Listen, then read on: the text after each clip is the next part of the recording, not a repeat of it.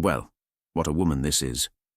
While much of the country hid indoors this week, with the Met Office issuing a red warning and temperatures pushing toward 40 degrees, a 75-year-old was out working. Not resting, not sheltering, working. Turning up, one engagement after another, in the kind of heat that flattens people half her age. That woman is Anne, the Princess Royal, the only sister of King Charles. And this week, as the United Kingdom baked, she did what she has done for more than 50 years. She simply got on with it. So pour yourself something warm, or something cool given the weather, settle in, and stay with me. Because this is a story about a very particular kind of person. The one who does the quiet, unglamorous work while everyone else is watching the stars.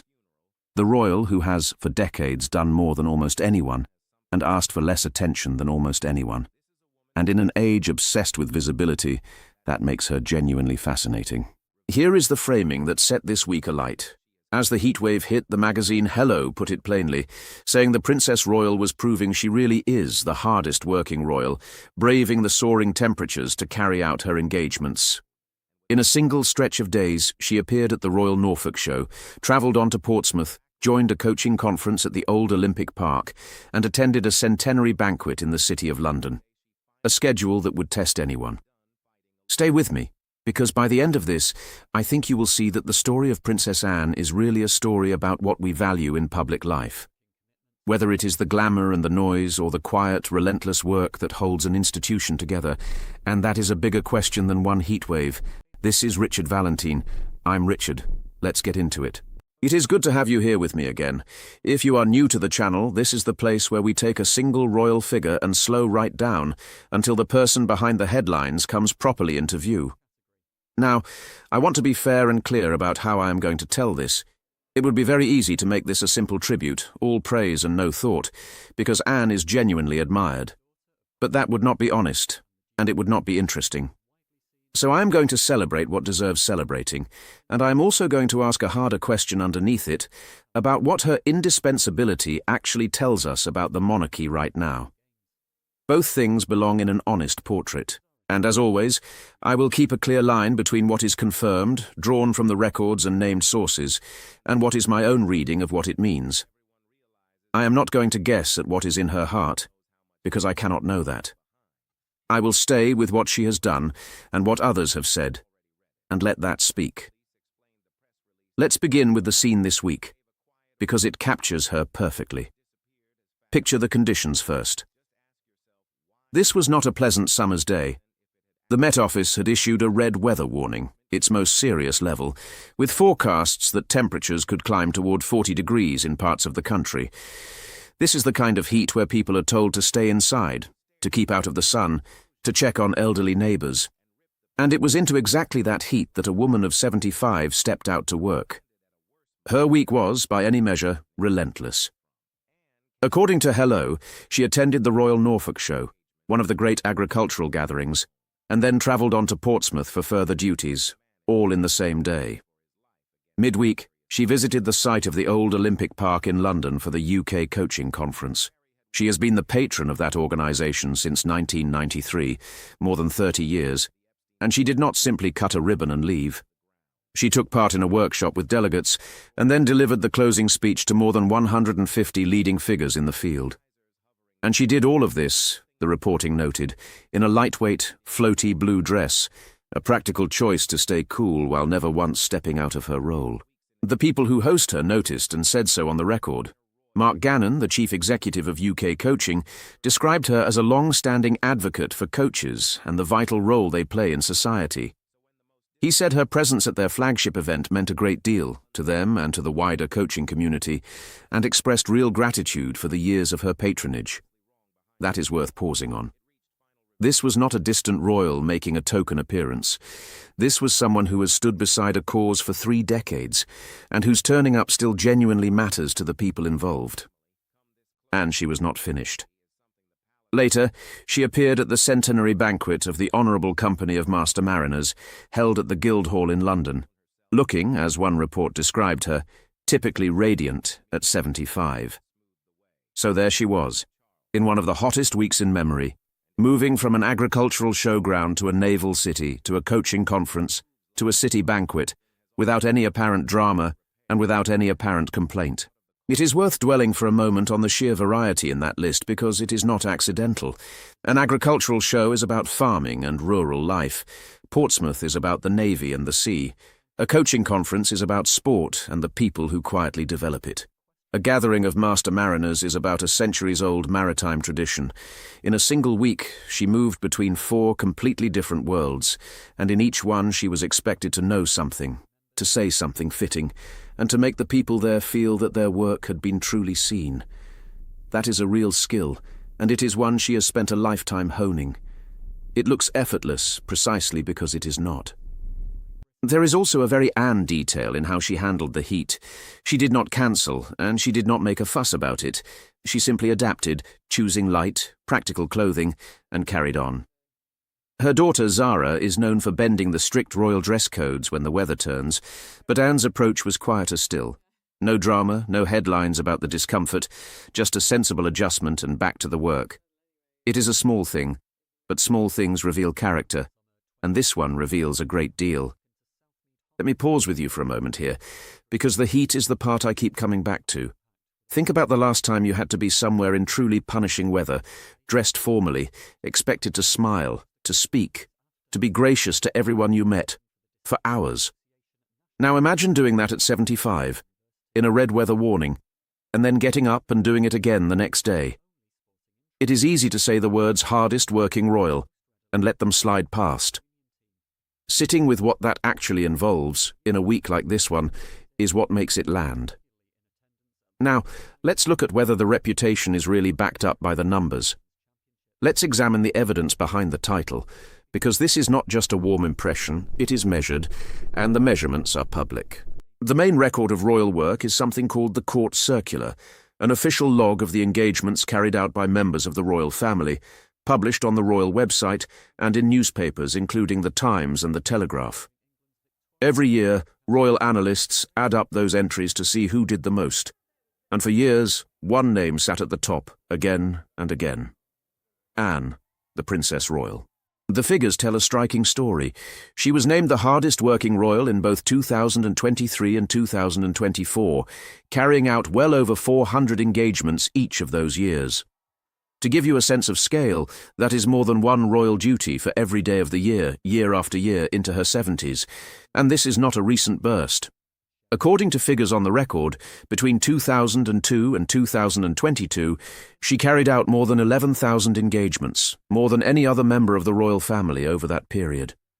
She is the patron of over 200 organizations. These are not the numbers of a figurehead. They are the numbers of a workhorse. Now, in fairness, there is a twist worth reporting honestly. In 2025, for the first time in a long while, she was actually overtaken. Her older brother, the king, returned to the very top of the list. The figures, compiled by the royal analyst Patricia Treble and reported across several outlets, showed King Charles carrying out well over 500 engagements, his busiest year since 2019, while Anne came second with around 478. Some read that as her slowing, but look a little closer because there is a lovely detail. By at least one measure, the number of actual days worked, Anne was still ahead, logging more working days than even the king. So she did slightly fewer individual events, but spread her effort across more days on the job. Even in the year she was overtaken, she was, in her own quiet way, still outworking almost everyone. To put her effort in perspective, it helps to see where the other senior royals landed that same year. Behind Charles and Anne, the figures showed the Duke of Edinburgh, Prince Edward, on a little over 300 engagements, and the Duchess of Edinburgh, Sophie, on well over 200.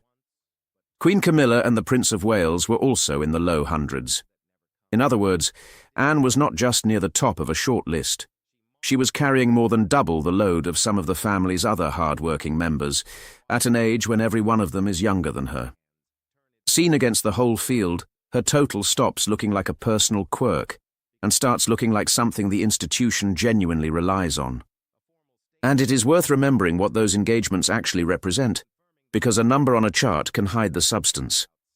Anne is the patron or president of more than 200 organizations. That is not 200 logos on a website. Each one is a real relationship, a cause she is expected to understand, champion and turn up for. Some are famous, like her decades of work with Save the Children. Many more are small and local, the kind that will never make a headline but that depend on her visits to raise money and morale. When you carry out 400 engagements in a year, you are not repeating the same event 400 times. You are moving through hundreds of different worlds, each with its own people who have waited a long time to meet you. I find that detail genuinely telling.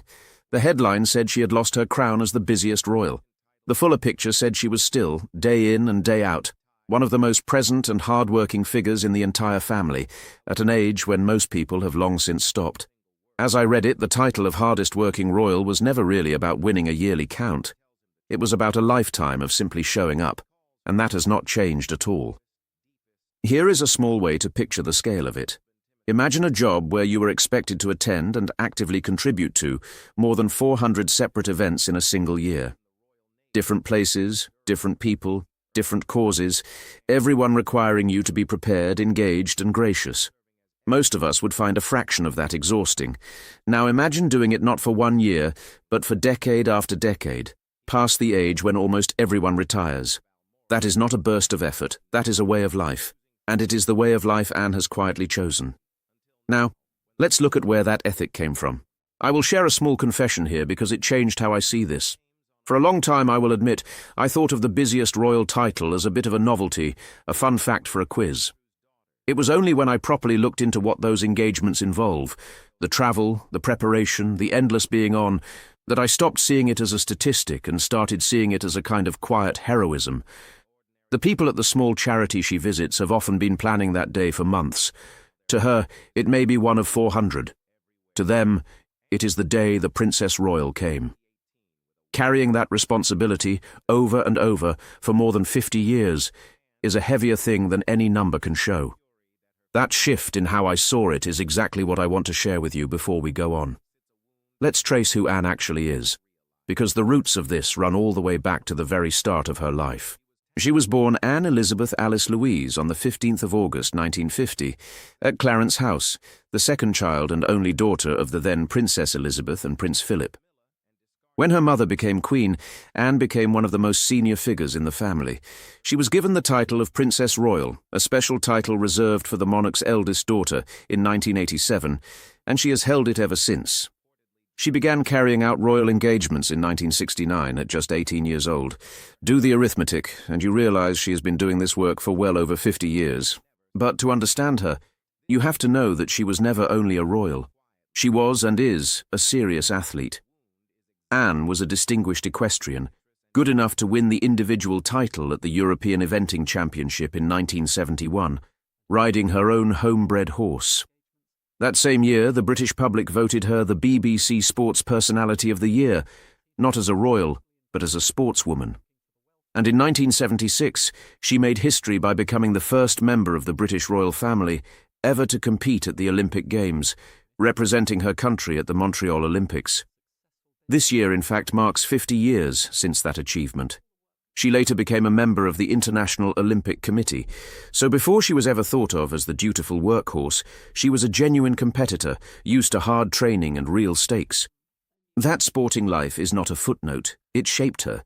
Elite equestrian eventing is a demanding, sometimes dangerous discipline, requiring nerve, discipline, and a very high pain threshold. It is a world where you fall, get up, and keep going without complaint.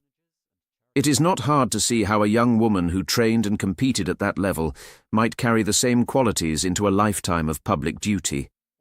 The refusal to fuss, the practical toughness, the sense that you simply get on with the task in front of you, those are the habits of a competitor, and she never lost them. Her personal life, too, has been lived largely on her own terms. She married Captain Mark Phillips in 1973 in a ceremony at Westminster Abbey watched by an estimated 100 million people around the world. Notably, they declined the offer of an earldom, which is why their 2 children, Peter and Zara, were born without royal titles and raised as ordinary citizens, a decision we looked at in an earlier episode. That first marriage ended in divorce, and in 1992 she married Sir Timothy Lawrence, to whom she is still married.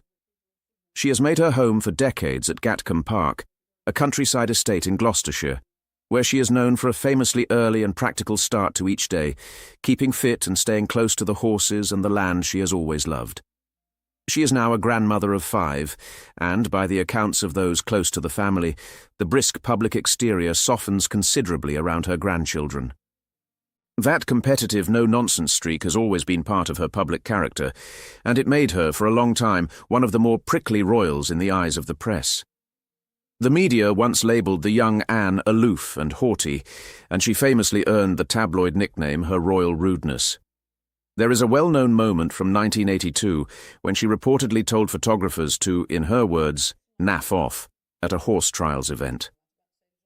Vanity Fair once wrote that she had inherited her father's famously sharp tongue and waspish wit.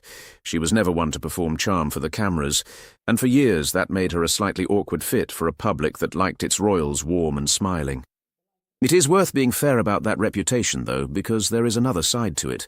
What looked like rudeness to a hungry press pack often looked up close like something else entirely. People who worked with her over the years tended to describe someone direct, well-informed, and genuinely interested in the substance of a cause, with no patience for empty flattery or wasted time. She would rather ask a sharp, useful question than offer a soft, meaningless compliment. In a certain light, the very quality that earned her that unkind nickname was really just an unwillingness to pretend. She treated people as capable adults, expected the same in return, and got straight to the point. Whether you find that off-putting or refreshing probably says as much about you as it does about her. And yet listen to how she has described her own approach to the work, because it explains everything. Reflecting on her role, she once said it was not about, in her words, getting a tick in the box for doing something. It was, she said, about serving.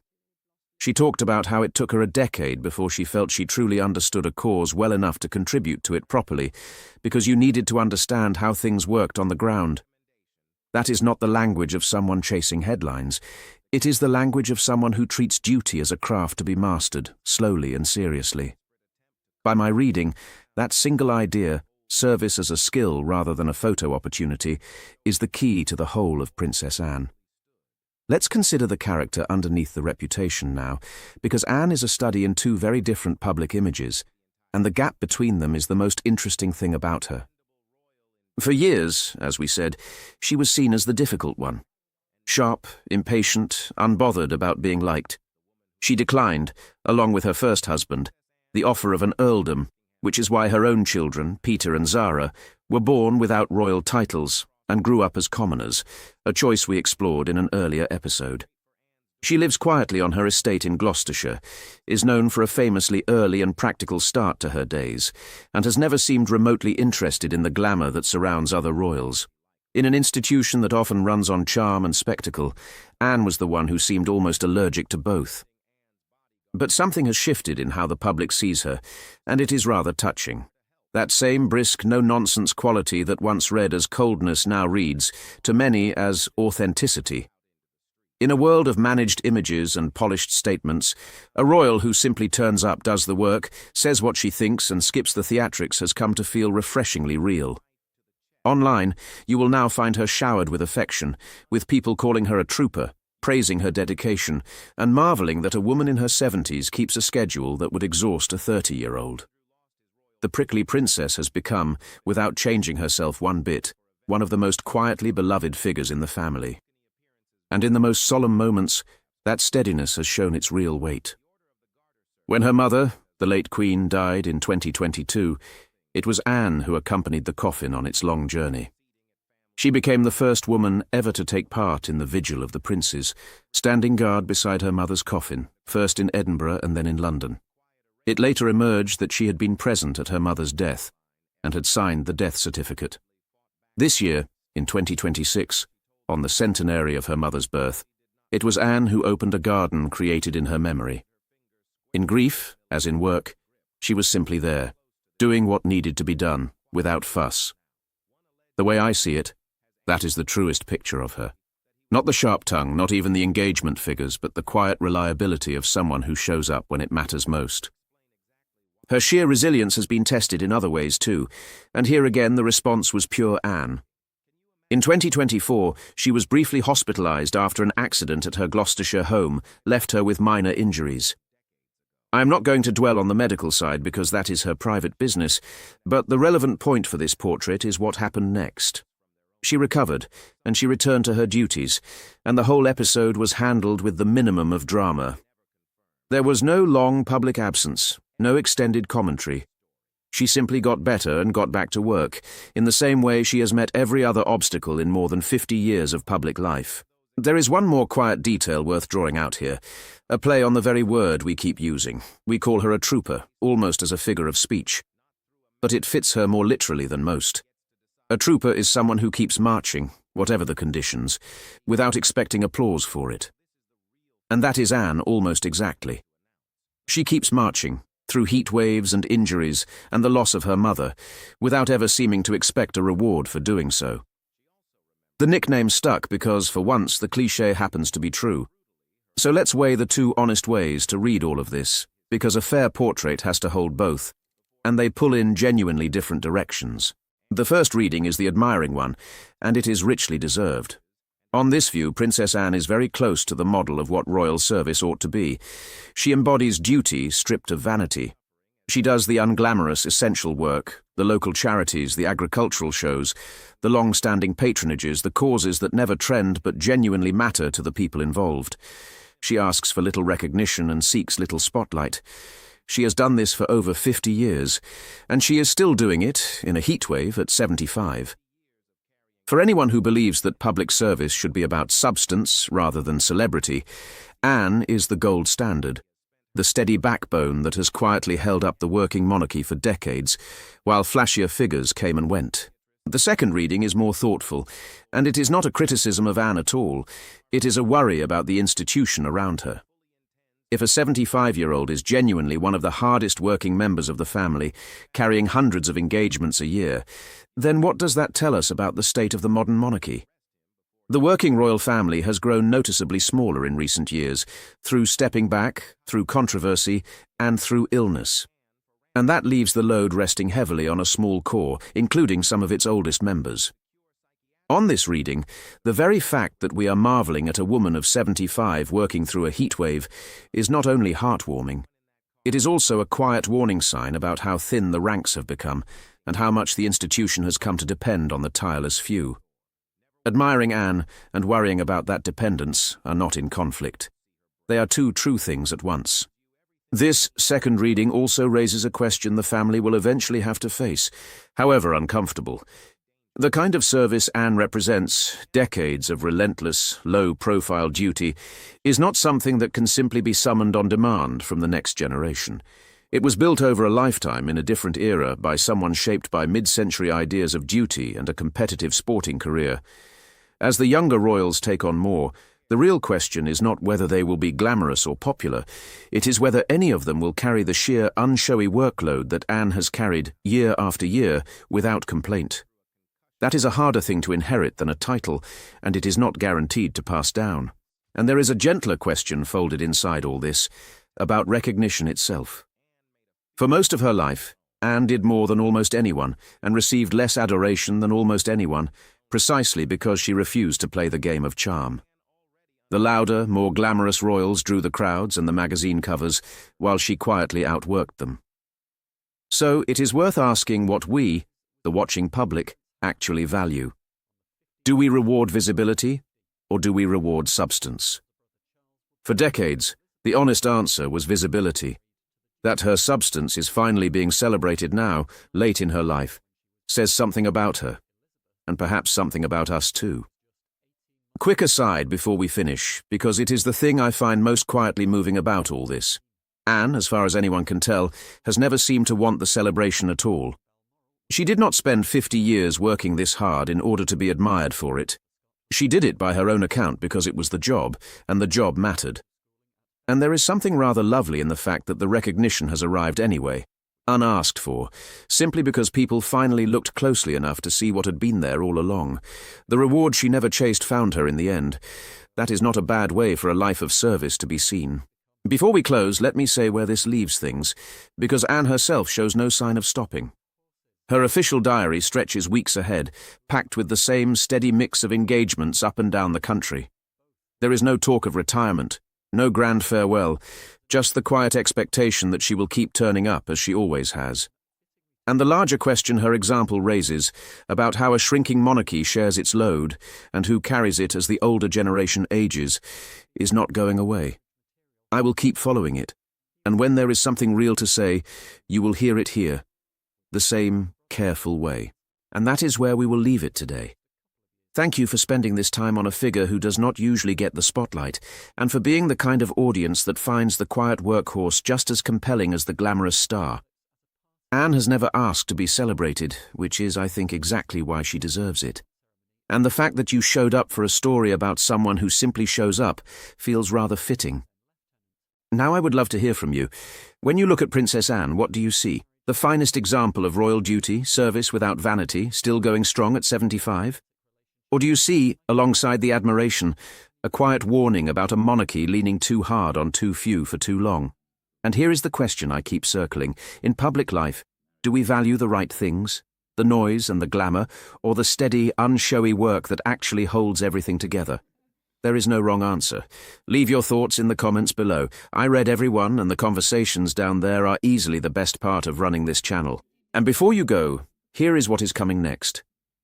We are turning to a much more tender story. As we mark the 1st of July, we will look back at a figure whose memory still shapes this entire family decades on, and at the quiet ways her legacy lives in the monarchy even now. It is a gentle, reflective piece, handled with real care. So if you have not yet, subscribe and switch on your notifications so it reaches you the moment it lands.